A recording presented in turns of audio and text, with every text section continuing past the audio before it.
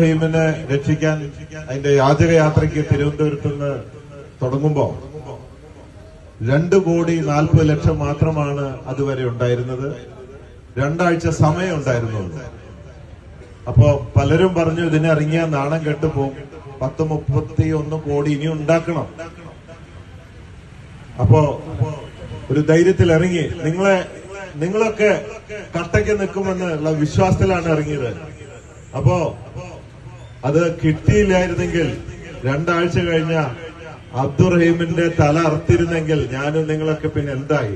അതുകൊണ്ട് മലയാളികള് ലോകത്തിന് മാതൃകയായി, ലോകത്തിൽ ആദ്യമായി. ഇനി അതുപോലെ തന്നെ നമ്മുടെ ക്ഷണം സ്വീകരിച്ച് ഇവിടെ എത്തിച്ചേർന്നിട്ടുള്ള 5 വിശിഷ്ട വ്യക്തിത്വങ്ങളുണ്ട്.